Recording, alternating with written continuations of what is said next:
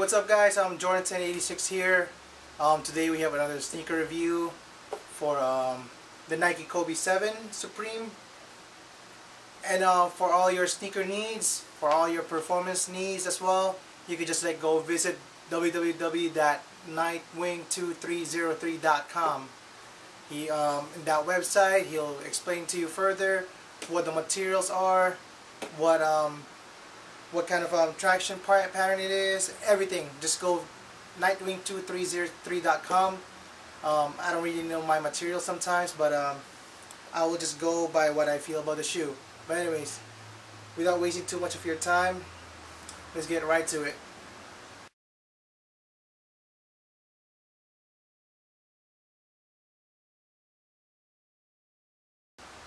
Alright, so if you guys been watching my videos, I always go from the design to the traction. Well, this time, I would say design first. I like the colorway. First thing I said, oh, snake skin. So it's looks good, whatever. But when I look at the price, I was like, $180. It doesn't really make sense for this shoe. For me, at first, I look at it, it's it doesn't really have a lot of ventilation. First of all, but the main thing that just caught my eye was just the colorway and the design of a snake skin. See, if you can see in the camera, you look all that snake skin. My coworker saw the shoe. He called it the anaconda shoe. Well, it's an inside joke, so I can't really say it in camera. But I like the colorway: black, yellow, white. For me, it didn't really make sense at first because it's black, white, yellow. I was like, does the Lakers even have a black color in their jersey? I understand the yellow or the white, but anyways, I'm going on and on about the shoe. I like the shoe. The price, I'm not a big fan of it. It's still $180. It's still a little expensive. It's something that you guys might want to think about before you purchase the shoe.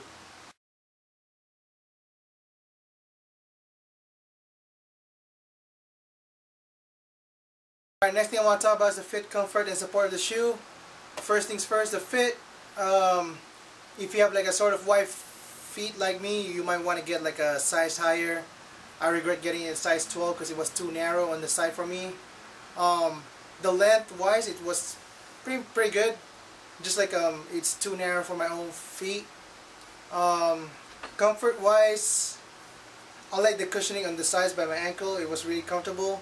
The only problem I had was with the insole that they have, which I'm gonna get to it soon.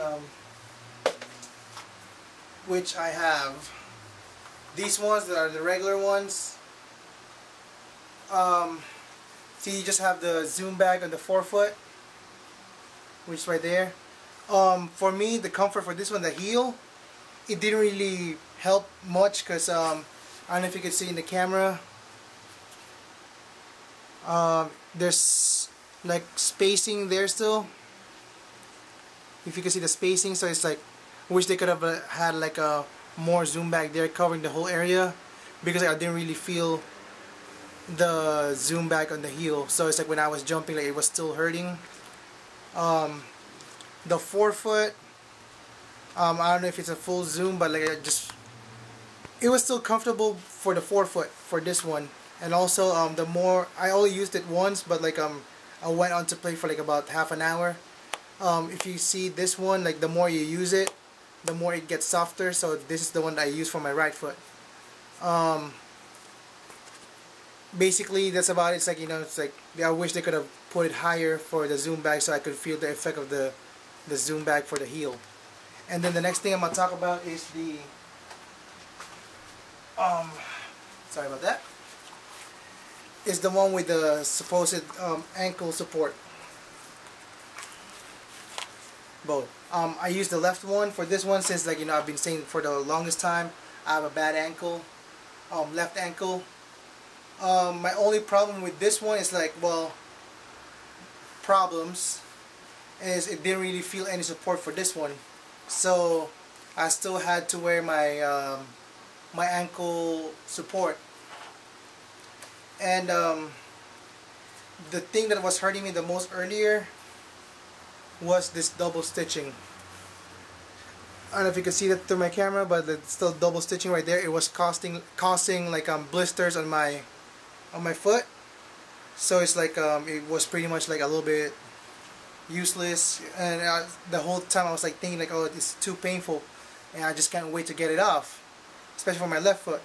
The next problem was like this one. If you can see it clearly, look how that thing is falling off. For something that's like $180 shoe, like, you know, you could have expected something that's like more durable for the insole. Basically, wish they could have just like, you know, used a better glue or stitched it on. Like this one, like, you know, they should have given like double stitching right there instead of just like the double stitching here, which like was giving me blisters. Even though it was, I played it for only one game today, because it was like really hurting my feet. The support wise, like I said, for a low top shoe for me, it's like my opinion, like it didn't really have a lot of lockdown. This one doesn't really have support. Basically, I would say that's about it. Like I don't really feel much support. The lockdown was okay, but not that great. This one doesn't really help. If you need an ankle brace, go get it. Go get an actual ankle brace, not with this one, because like there would be a possible chance of you hurting your ankle. Just ask Nightwing 2303, because I read his review about this shoe, and I'm having the same problems, except, you know, it took me only one game to take this off, and maybe that's pretty much it.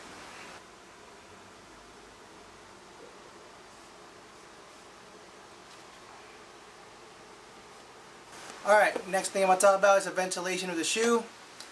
Pretty much the only ventilation you'll get from the shoe is you'll see a perforation and holes there on the tongue. Same with this one too. Pretty much everything else, there's no perforation holes there, anything. What's one good thing about a low top shoe is for me, like, the airflow goes inside here too for me for some weird reason. Ventilation was pretty good for a shoe that's like covered with fly wire, construction, whatever. It's there's the only perforation holes you get is with the tongue. Pretty much it's still pretty good. I didn't feel any moistness with my shoe or, you know, inside the shoe. But like I said, I only tried this on once. Like I played for a good like 30 minutes or 15-30 minutes, you know, of like a pickup game. That's about it. I only used this shoe once, so I can really explain a lot of things about it.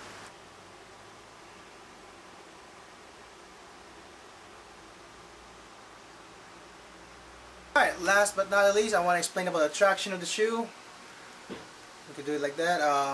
If you could see herringbone there on like a little part of the shoe right there, and then next is the sort of like a geometric design.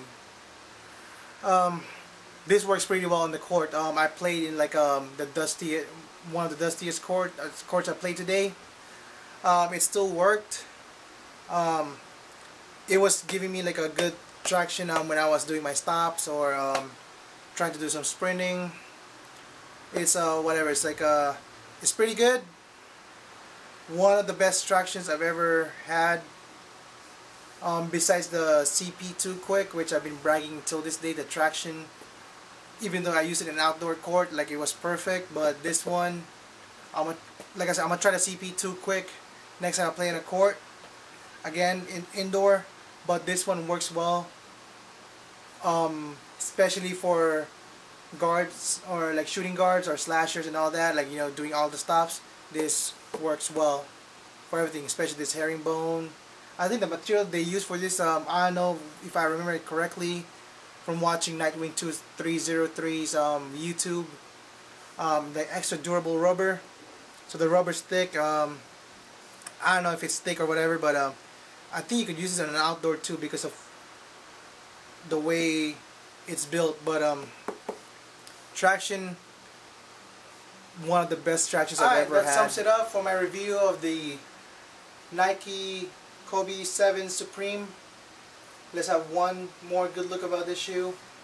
I wouldn't recommend this shoe to anyone, especially to the people that has white feet. Doesn't really have a lot of support. Ventilation is good. Traction is one of the best that I've tried. But for a price range for like $180 with the support and all that, it's not really worth it. You might want to think about like getting some other shoe. For this one, I wouldn't recommend, especially for the price, and especially like for a $180 shoe, I don't feel like it's durable enough. But that's how the shoe goes. But anyways, this is Jordan 1086. If you need more sneaker reviews, or performance review, you could just go to nightwing2303.com, and you could just like go subscribe to his videos as well. And if it's your first time watching my videos, please don't forget to subscribe. Follow me on Twitter at Jordan1086, and Facebook Jordan1086, and then my own blogspot Jordan1086.blogspot.com. Until next time, I see you.